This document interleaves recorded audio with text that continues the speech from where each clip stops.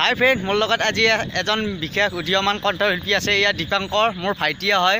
ধুনীয়া গান গায়, কি ক'বা?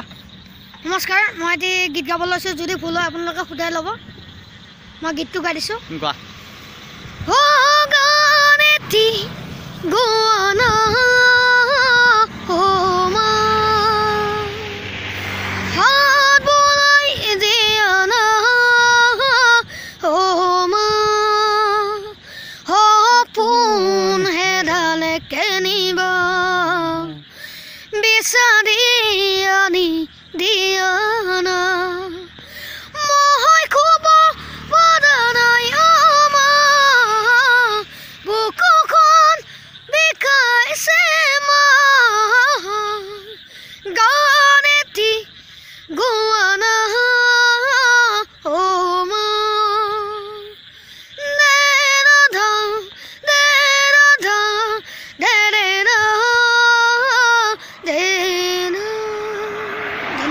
ধন্যবাদ। এয়া সুন্দৰ গান, সুন্দৰ কণ্ঠ। বিহু মঞ্চত সকলোৱে আজি বহাগৰ ছিজন আহিছে, মাতিব।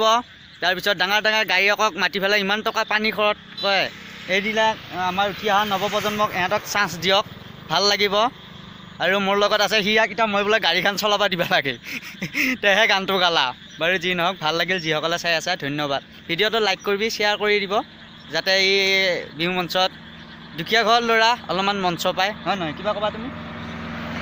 নমস্কাৰ, মোৰ নাম শ্ৰী দীপাংকৰ নাথ। মোৰ মা ঢুকাইছে সৰুতে 7 বছৰ হ'ল ঢুকুৱা।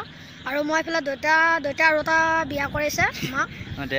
মই তিনিটাই আৰু মই গান গাব শিকিছোঁ। ভগৱানে মোক দিছে কিবা এটা আশীৰ্বাদ, মই গাই আছোঁ। সদায় আছোঁ, আমি আছোঁ, মই হেল্প কৰি যাম, চিন্তা নকৰিবা, তুমি আগুৱাই যোৱা।